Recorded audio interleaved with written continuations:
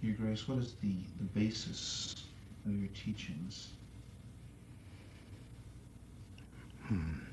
The basis of this teaching is Bhagavad Gita as it is.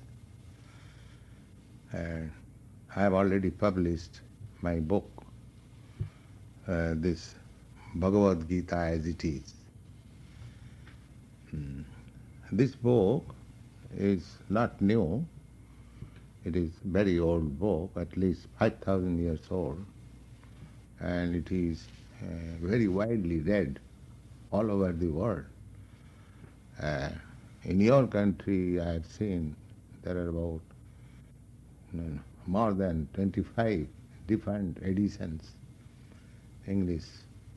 Similarly, there is in German language, in England, in Japan, everywhere, all over the country, this book is very widely known. Bhagavad Gita. In other words, this is Krishna consciousness. The speaker of this book is Lord Krishna. And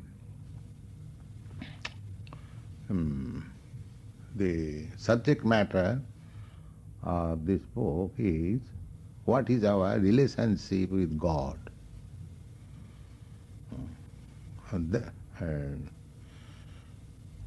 Then, after understanding what is our relationship with God, we can work accordingly. Just like you are citizen of America, you have got a particular relationship with the state, and you are expected to work according to that relationship. Then you are a good citizen, you are law-abiding citizens, and state gives you all protection, and you can improve to the highest perfectional state. Similarly, if we know our relationship with God, whom we call Krishna, Krishna means all attracting, and that is the perfect name of God. Unless God is all attractive, he cannot be God. God cannot be Hindu's God or Christian's God or Jews' God or Mohammedan's God. No.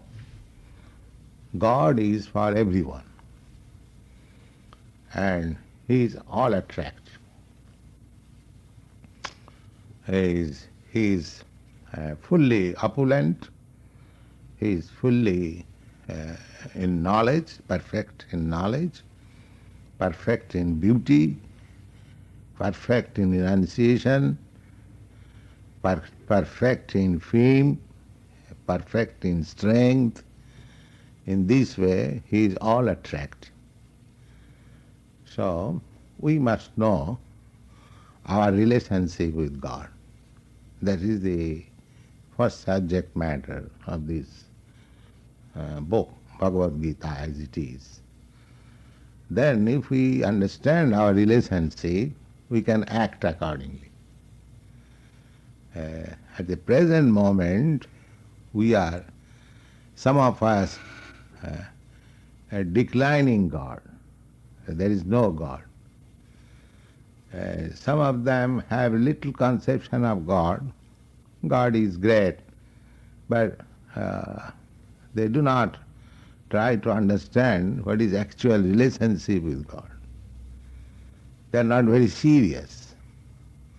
In this way, practically we are avoiding our eternal relationship with God, and therefore we cannot act properly. And that is the cause of all miseries. That is the cause of all problems. Just like if you do not know the state laws, then you do not act properly. You are always criminal. For example, if you do not know how to drive, keep to the right, If you drive left to the left, you may think, oh, it is after all driving, what does it matter, right or left? But no, as soon as you drive left, you become criminal. Similarly, because we do not know our relationship with God, therefore we are acting wrongly. And therefore, under the laws of God, we are becoming more and more criminal. And our problems are increasing.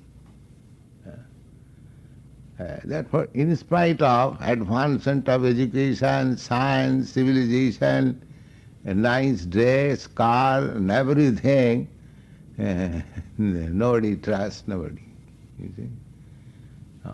Everywhere you go, a gentleman's house, beware of the dog. No trespasser allowed. All are suspicious. An individual person is suspicious of another individual person. A nation is suspicious of another nation. A community is suspicious of another community. So how can you have peace and prosperity?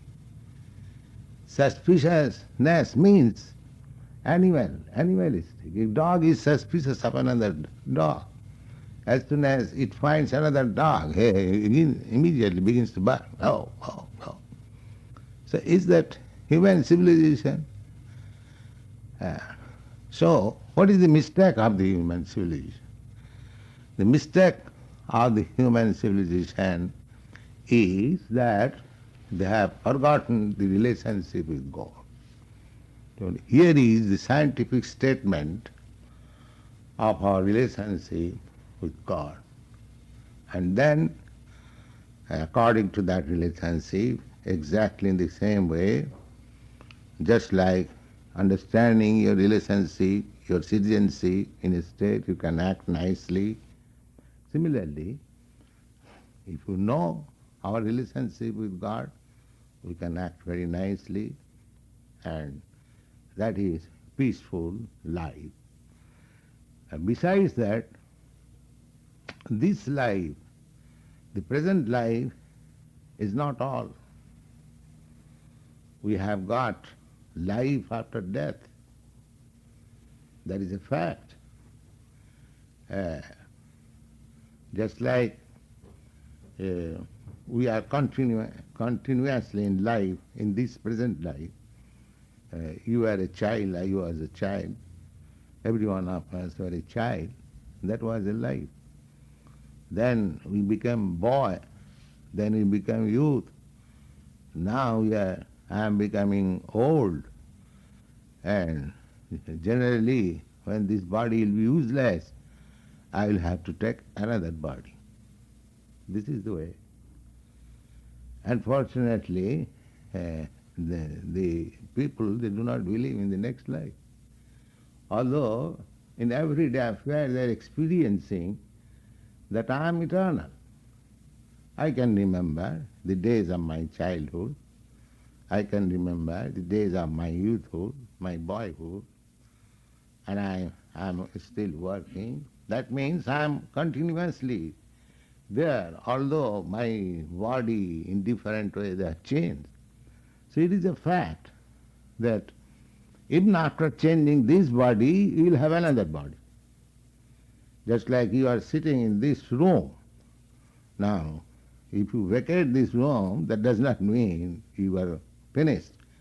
You have gone in some other room. So this is a great science.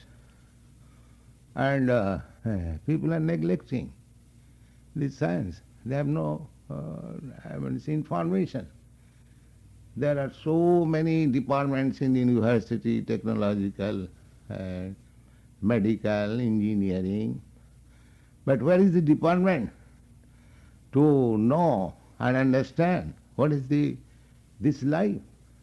What is God? What is our relationship? This is not very good civilization. So there is life after this life, just like progressive life. A child is progressing to youthhood. The youth is aspiring to become a big man, important man. As in this life there is progressive life, similarly life after life there is also progress. There are different grades of life. So we get information from authoritative books that there are 8,400,000 of different grades of life. And there are 900,000 of aquatic life, 2 million species of plants and trees, about 1,100,000 species of life of birds, 3 million types of species of beasts, and 400,000 species of this human body. Out of that 400,000 different kinds of human bodies, the civilized body is a great boon. And at that time we can make further progress. Either we can transfer to other planets the standard of living, comforts, are many, many thousands times better than this planet. But in this book, Bhagavad Gita as it is, we get information that within this material universe, wherever you go, either you remain in this planet or you go to the moon planet or to the sun planet, or there are millions and trillions of planets, the highest planetary system is called Brahmaloka. There the duration of life is very, very great. You cannot calculate even 12 hours of their days. These are described in this book, Bhagavad Gita as it is. Sahasra juga pajantam arahajat brahmano vidu.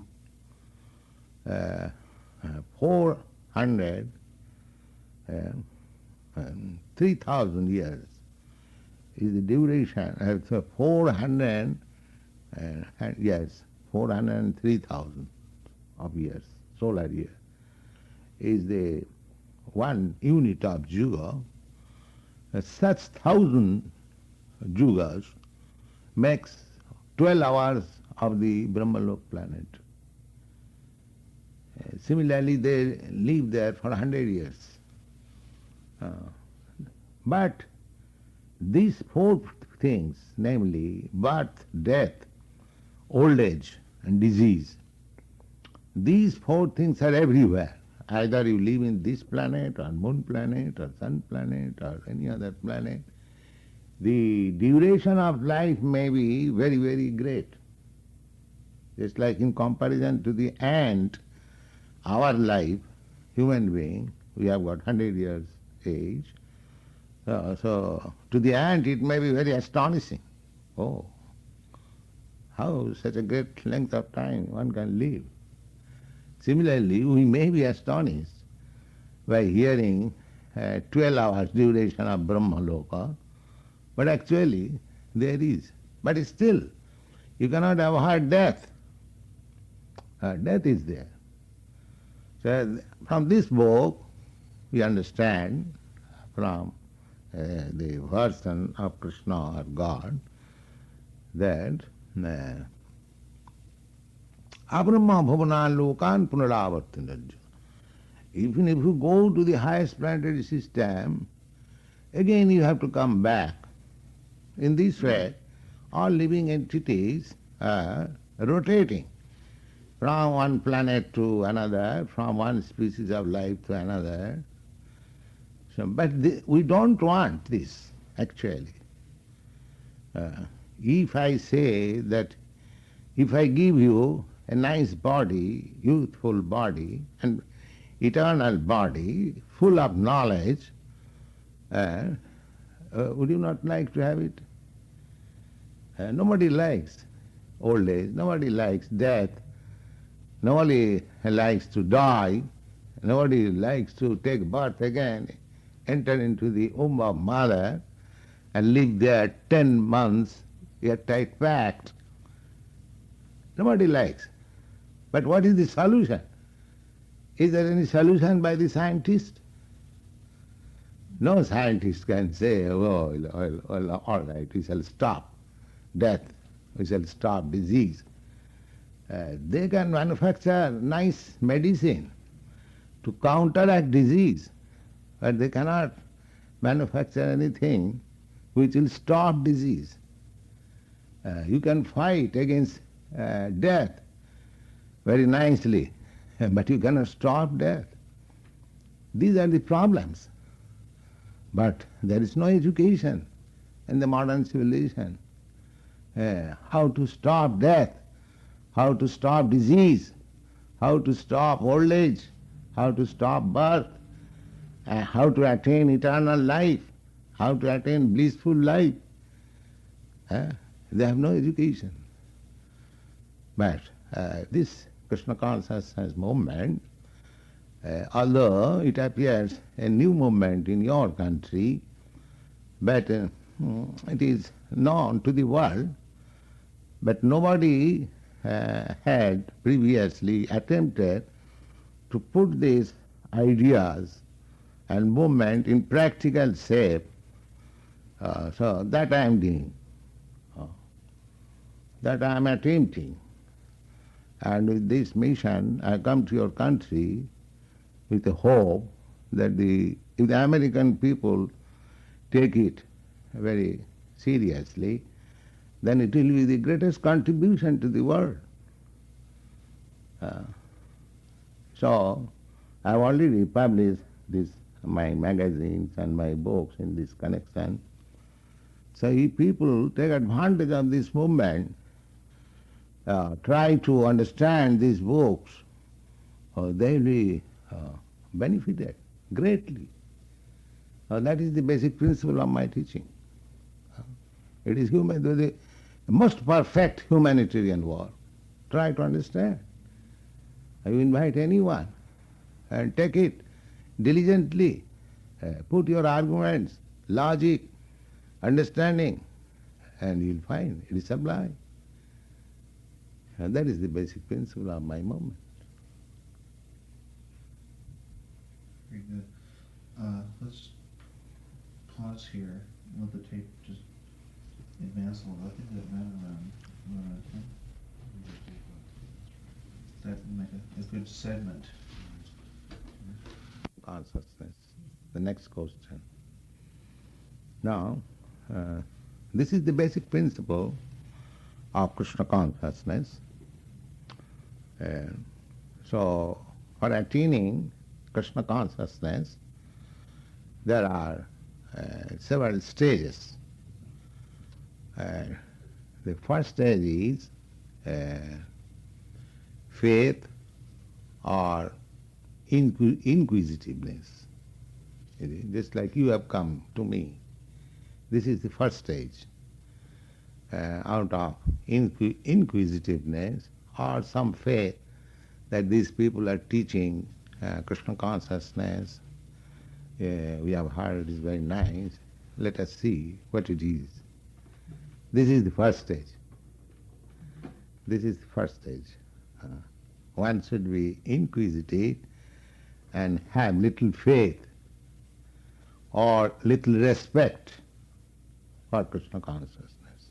It is very nice. They are doing nice work. This is the first stage. The second stage is that in the first stage, if you find it is interesting, then the second stage is to associate with us, to understand more. Just like we are having our classes 3 days in a week.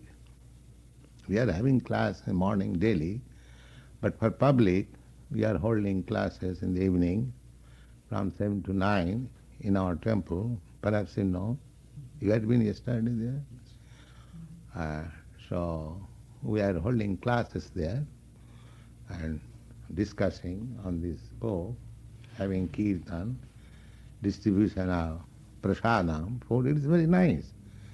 there is no labor. Simply you come, you hear nice songs, you dance, you take nice food, you hear nice philosophy, and you think over, and you may go home. We don't ask anybody that you press your nose like this, you make your head down like this, make exercise like this. We don't ask anybody. But people automatically like to dance with us. Although dance is labor, but they like it. So the next stage is to associate with us, to understand more and more. This is the second stage. First stage, faith and respect. And second stage, association. The third stage, if by association one becomes serious, that I shall become a regular student of Swamiji. That is third stage. That is called initiation. Just like these boys, they are initiated. So, in that stage, they are guided by me. They follow strictly, just like we have got for the initiated students, we have got four principles. We do not allow illicit sex life. No, we do not allow these boys or girls sex life without being married. Yes. This is one regulation. We don't allow them to take anything which is not offered to the deity. So we offer to the deity foodstuff in grains, fruits, flowers, milk products, in that way. No meat, no egg, nothing of this sort. Simple food. They are nutritious. We prepare perhaps you have participated in our love feast on Sundays. Yes, yes. They like it. So many, hundreds of preparations. We can give at least 300 preparations. Many varieties simply on grains and milk product and fruits. That's all. We don't kill animals, don't kill birds, no. But we make very nice preparation, everyone likes. So, this is one of the restrictions, that you cannot take anything which is not offered to Krishna, Krishna consciousness. This is the second restriction. The third restriction is no intoxication. No smoking, no drinking, even no tea taking, no coffee taking, nothing. These American boys, they are accustomed to all these habits very naturally, but they have given up. They don't take. In our temple there is no tea taking, no coffee taking, no cigarette smoking, nothing of this sort. This is the third restriction. And the fourth restriction is that you cannot take part in gambling or some unnecessary sporting, because you have to utilize your time. Your time is very short. If you miss this opportunity of human form of life, because you do not know when death is coming. It is not that because I am old, I am nearing death, and you are young, you are not nearing death. Who knows that you may die before me? So there is no certainty. So the principle is that because this human form of life is so important to perfect oneself in Krishna consciousness, he should not waste even a minute. You see? So, therefore we don't allow unnecessary sporting. You see? This is simply waste of time. So, no illicit sex life, no meat eating or animal food, no intoxication, no gambling. So every student has to follow these 4 minutes, otherwise I don't initiate. I don't take cheap students that you can do whatever you like and you pay me some money, I give you some mantra and you become God. I don't say like that. I don't bluff like that. I have not come to earn money from your country, but I have come to your country to give you something sublime. Not to take you, not to take from you, not to exploit you, but to give you something sublime. You see. So that is the 3rd stage, initiation. Then, if you are situated in the 3rd stage nicely, that means if you follow the regulative principles under my direction, then the 4th stage automatically comes. After this 3rd stage, the 4th, 5th, 6th, 7th, up to 8th automatically comes. That is gradual development. So, in the 3rd stage, if you follow the regulative principle and chant with some prescribed number, numerical strength, then your all misgivings will be over automatically. What are these misgivings? The first misgiving is that I am this body. Everyone is under the concept of this body. I am not this body. That is a fact. But body is changing. There are many examples. One of the example is very common example. Suppose a man is dead. Now everybody is crying. And if we ask why you are crying, oh, my son is dead. I can say your son is lying here. Why you are saying that he is dead? Oh, no, he's dead, he's gone. His body is lying. Therefore, he is different from the body. Immediately you can understand. You say, no, he is gone. His body is lying. Don't you say at that time? So you understand at the time of death that the man was different from the body. But during his lifetime, I was taking care of his body only. What did I take care of he? Because I did not know him. You see, this is a misgiving. In this way there are so many misgivings. We are situated in a platform of misgivings only, misunderstanding our present conditional life. Just like if my body is this body, I am different from this body, then how can I claim that America is my country? This is also another misgiving. If I do not belong to this body, I call myself an American or Indian. Order. Because accidentally this body is born on the land of America. Therefore I call myself American. But if I am not this body, then how I am American? This is another misgiving. Yes.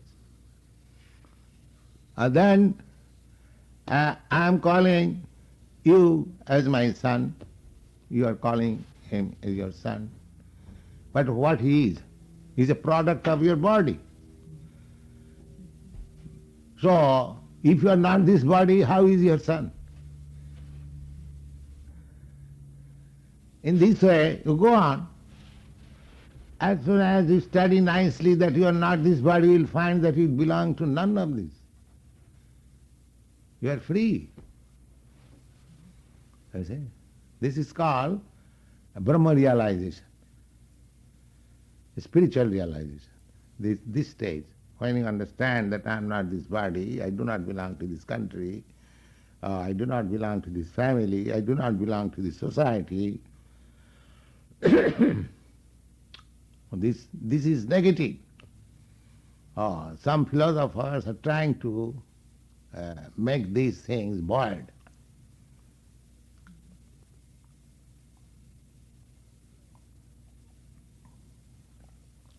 But actually, I'm existing. I'm existing in misunderstanding. But that does not mean I'm not existing. I'm not void. Just like I'm existing within this apartment. But instead of knowing myself, I have identified this apartment myself. So, simply to understand that I am not this apartment is not perfect knowledge. Then what is my position? What I am actually? When we come to that consciousness, at the present moment, I am conscious of this body, of this country, of this society, of the family. But when I perfectly understand that I am not any of these things, then my consciousness also changes. Because at the present moment, my consciousness is absorbed with all these things. So as soon as I understand that I am not all these, then my consciousness must change. Not that my consciousness will stop. If I am in misunderstanding, if I come to the right understanding, that does not mean my understanding is stopped.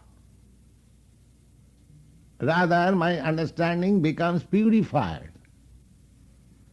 That means if I am not this, then I am this. And that we do not know. What is that? And that is Krishna. Krishna consciousness. So, when you are freed from this illusory consciousness, and if you are situated in Krishna consciousness, then we get attachment, because we are attached to all these things. Attached to this body, attached to this society, attached to the country, attached to so many things in relationship with the body.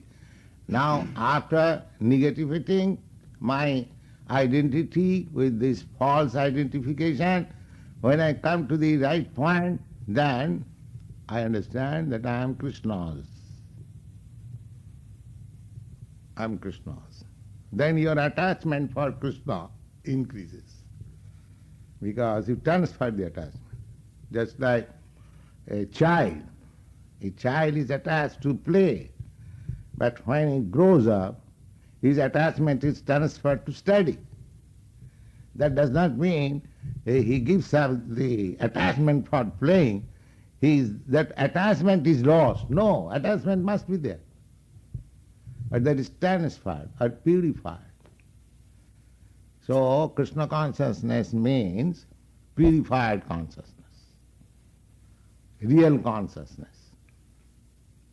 And the next stage, after being freed from misgivings, attachment for the real identity, ruci. Then, āsakti, greater attachment. Then, an ecstasy. Then when I am coming nearer to God, because I am God's. In the beginning I told you that we have forgotten our relationship with God. So when we are out of misgivings, we come to the platform of increasing attachment for God. So this attachment, when it is perfectional stage, it is called love of God. The love is here also. Instead of loving God, we are now loving dog.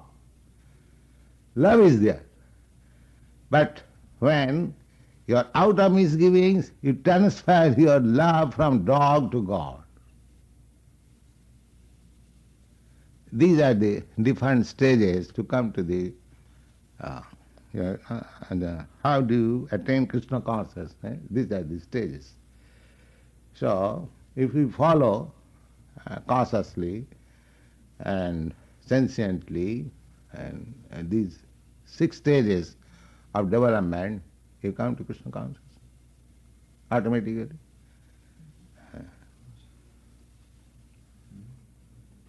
Yeah. Your study.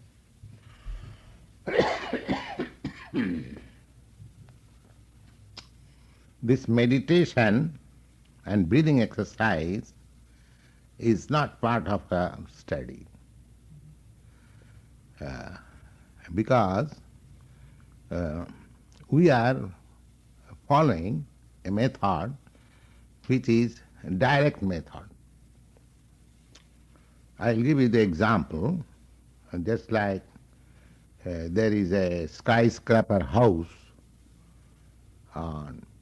there are staircases to go to the top floor, say 100th floor, and there is elevator also. So if you take advantage of the elevator, you reach immediately 100th floor within a minute. But if you go step by step, it will take hours. So this meditation process is not possible at the present age. This meditation was recommended according to Vedic literature in the golden age, when the duration of life was very, very long, people were peaceful, there was no disturbance. The exact version in the Vedas is Krite. Krite means in the golden age, when everyone is pious. That is called Krita Yuga, age of Krita, very pious age. So in those ages, people used to live 100,000 of years. And they were very pure, there was no sinful activity. And in that stage, meditation was possible. Meditation requires certain principles. You have to select a solitary, sacred place. You have to sit alone.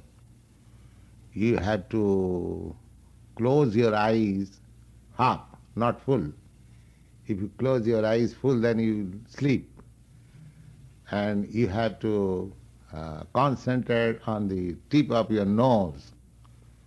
And you have to sit straight under posture.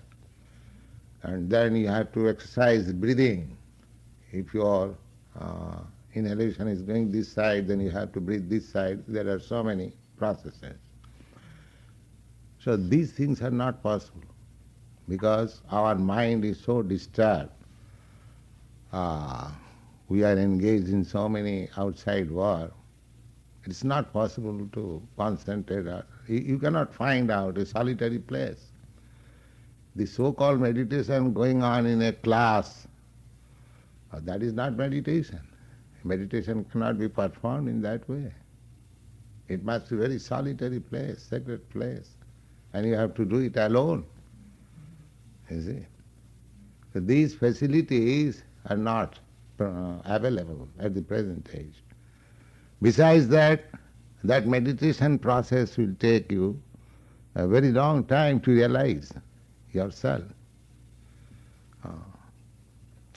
So, meditation is there in our process, but it is a very quick process.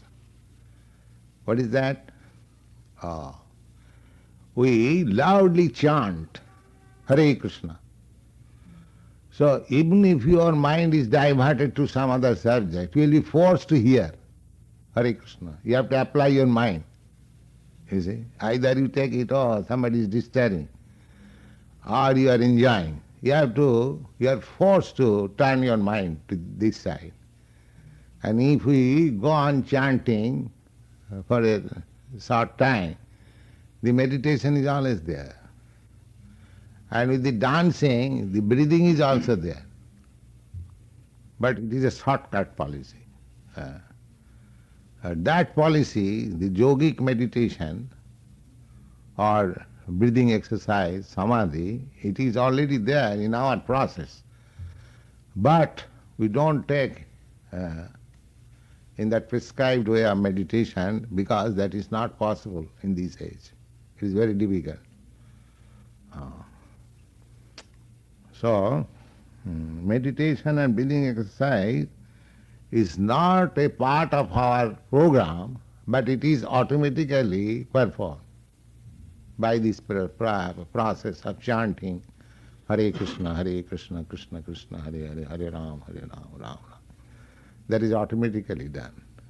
It is a nice process. Then your next question is that an important segment of the work? Yes.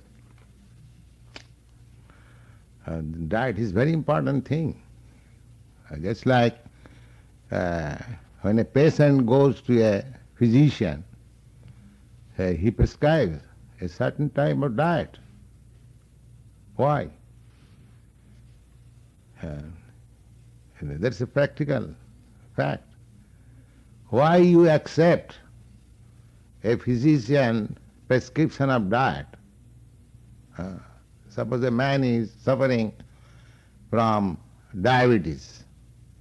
His diet is different. A man is suffering from tuberculosis. His diet is different. A man is suffering from typhoid fever. His diet is different.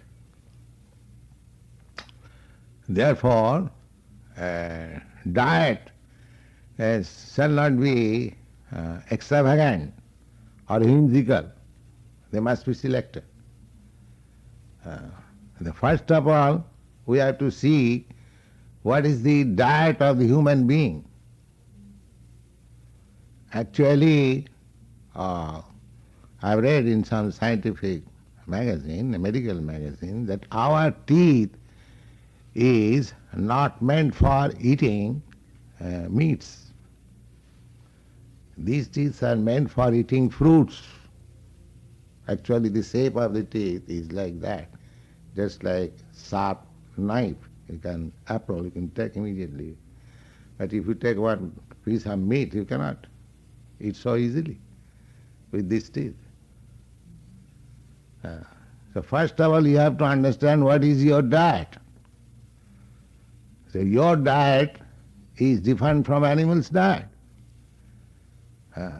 You take anything, even stool is food for a certain animal. But that does not mean I have to eat stool also. Stool may be eatable for a certain type of animal. Or that is not my diet or food. Similarly, you have to discriminate. Now, so far we are concerned,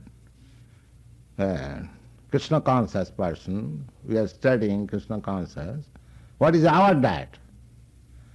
Our diet is Krishna prasadam. What is offered, as I told you, that something is offered to Krishna, then we take.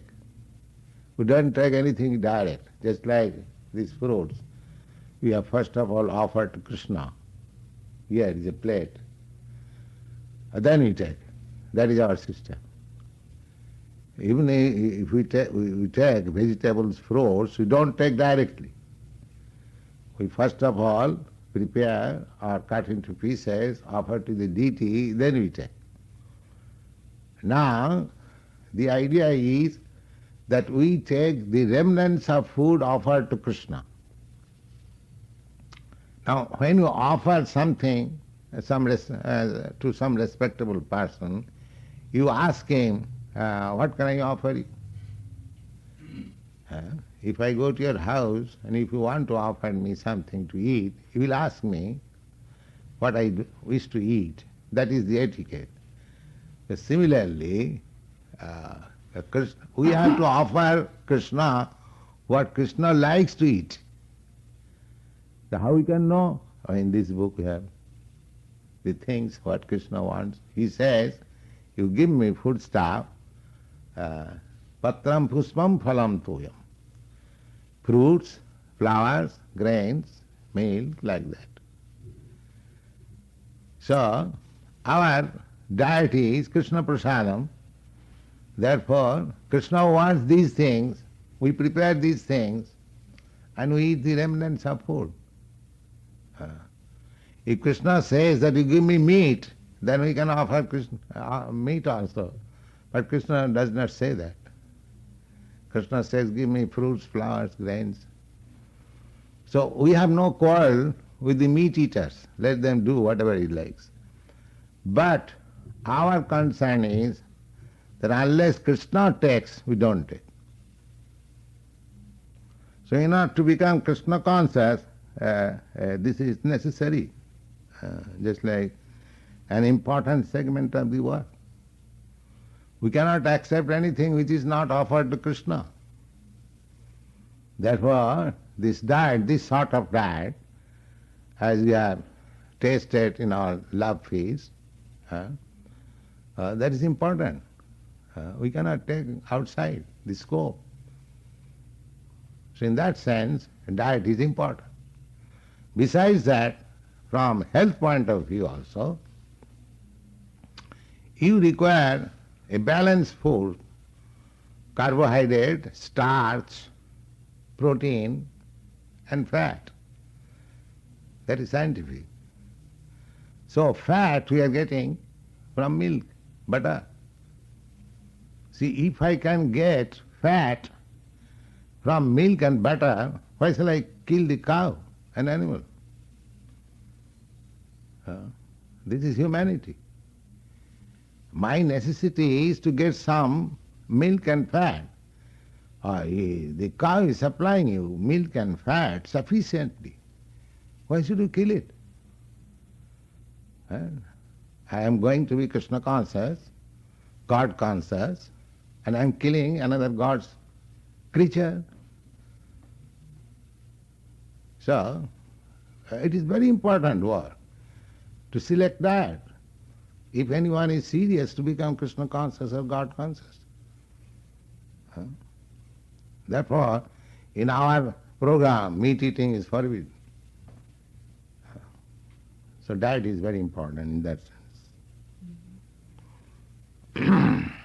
The next question, if so, what is the significance? I think I have already explained this. So is there a probationary period for Krishna consciousness, or does one attain this enlightenment according to his own rate of development?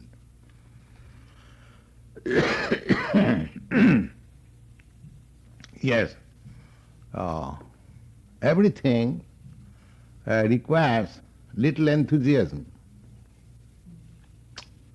Just like a boy is going to school with no enthusiasm, and the boy is going to school with nice enthusiasm.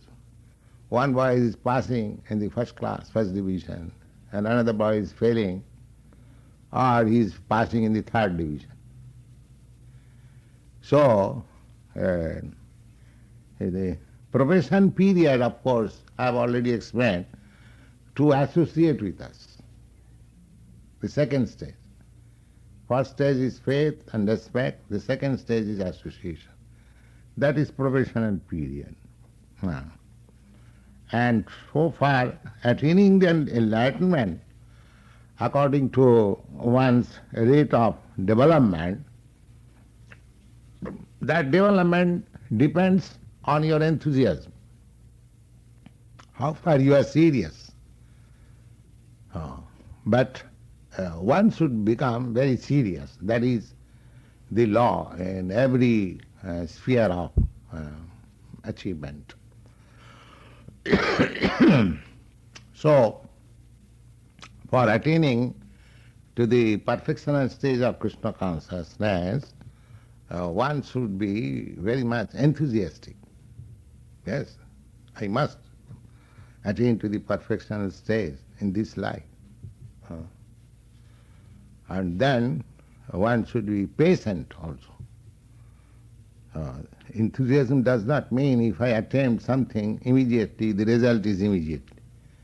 No, the result may be delayed, but we should not be disturbed. But we must go on working with enthusiasm. That is called patience. So enthusiasm, patience. And confidence. Because we believe in Krishna. Krishna says that if you do this, you get this result. Therefore I must have confidence. Just like Krishna says that simply by understanding him, what he is, how does he come, how does he work, one immediately gets passport to enter into the spiritual kingdom. So we must have confidence that I am working in Krishna consciousness, I must go back to Godhead, back to home. This confidence. So enthusiasm, patience, confidence. And usad dhajya tat karma nischad dhajyat and tat karma pravartana. Simply enthusiasm but no work. But you must be engaged in the prescribed duties of Krishna consciousness. And you must keep always yourself in the association of devotees. These things are, impetus for development of Krishna consciousness. So the more you enthuse yourself with these 6 principles, patience, enthusiasm, then confidence, then engaging in the activities, keeping association with devotees, and avoiding association with non-devotees. That is also another thing. Just like if you want to ignite a fire, then the more the dried the wood is, you get good fire. If you get wet wood, the fire is very difficult to burn. Therefore, we should keep ourselves dry from being wet by the association of non-devotees. That is also another process. You see? If you come to our class and go to some other class, some night club class, then it is counteracted immediately. You see? So you have to, if you want to ignite fire, you must protect it from water.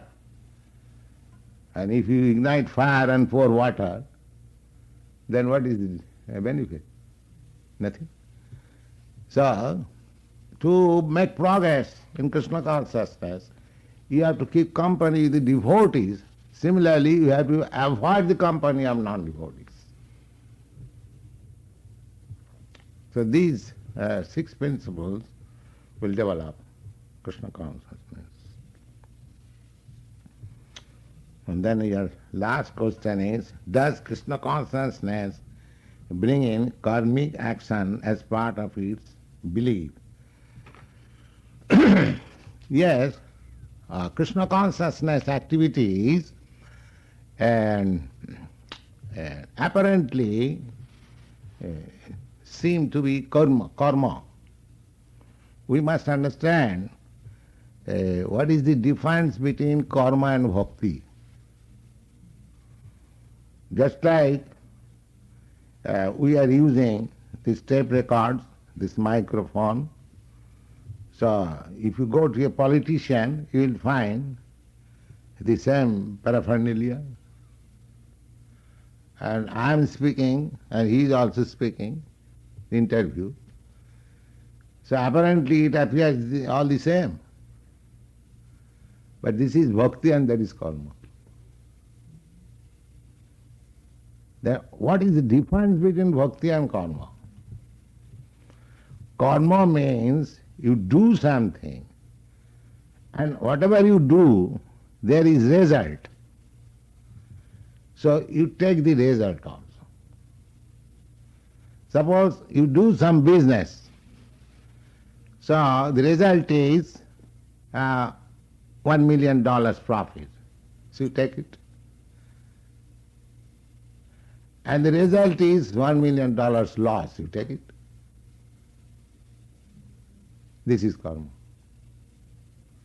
You act on your own account and you take the result. Is it clear? This is called karma. But our activity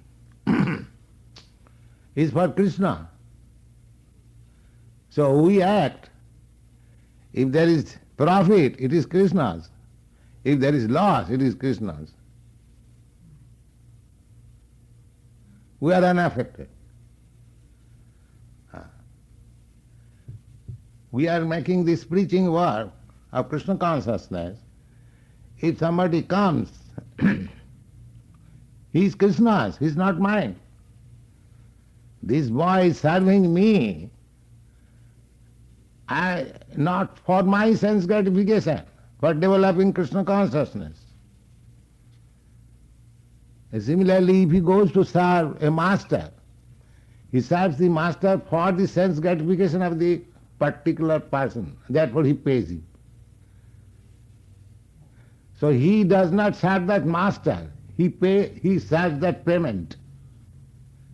And what is that payment? For his sense gratification. Therefore he serves his sense gratification.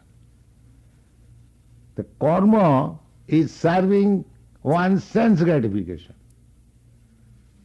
And bhakti is serving Krishna's sense gratification. Krishna will be satisfied in this way, we work in that way. So it is not karma. And as soon as I work, I will get this money and satisfy my senses. That is karma. So I become subject to the result. It may be good or bad. But when you work for Krishna, he is all good. There is no question of bad. And all good goes to the all good. I am simply his eternal servant. That's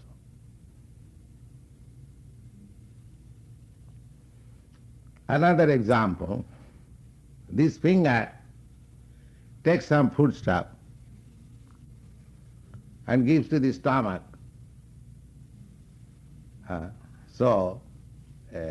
When the stomach is satisfied, the finger is satisfied automatically. It does not require to take separately any food. But the karmis are trying to enjoy themselves. That's like the finger. If it takes a nice cake, and if he thinks that, why shall I give it to the stomach? So it cannot eat. It simply spoils. That's all. So we are spoiling our energy without Krishna consciousness. And therefore you are being subjected to the laws of transmigrating from one species of life. We are simply spoiling our time and energy. So if you take to Krishna consciousness, that is the proper utilization of our energy given by God. Just like if I am healthy, the finger is also healthy. Then what is the duty of the healthy finger? To serve this body. Similarly, we have got this energy from Krishna, from God. So if you utilize this energy for Krishna, then it is proper utilization. If you utilize the energy for our sense gratification, then you are misusing. So anyone who is not in Krishna consciousness, he is spoiling his time, wasting his life, and subjecting himself in so many laws of nature. So these things are very nicely explained in this Bhagavad Gita as it is. This is the preliminary study of Krishna consciousness. And if one studies this book nicely, then he goes to other books. I have got this Srimad Bhagavatam. This is also Krishna consciousness, but the project is very great. It will have to be finished in 60 volumes like this. So about 10, 12 volumes are already finished. So I'm going on working on this. So it is a great subject matter for study. So people should take interest in it. It is not anything trifle thing. People should come to us to understand. We have got literature, we have got philosophy, everything we have got. It is not a blind, imposing thing. This Krishna consciousness movement. So everyone who actually want to give some service to the society, to the humanity, they must study this philosophy. And we are prepared to meet anyone, scientists, philosophers, poets, thoughtful men, and we can give answer to all their questions. But our method is very simple. We call everyone, even to the child, sit down, chant Hare Krishna, and he gradually realizes. But if anyone wants to understand this philosophy through knowledge, through books, through philosophy, logic, we are prepared. But for the mass of people, we give the simple method, Hare Krishna, chant Hare Krishna, Krishna Krishna, Hare Hare, Hare. And he realizes. All these boys, they are not philosophers, they are not very highly learned, but they are developing simply by chanting.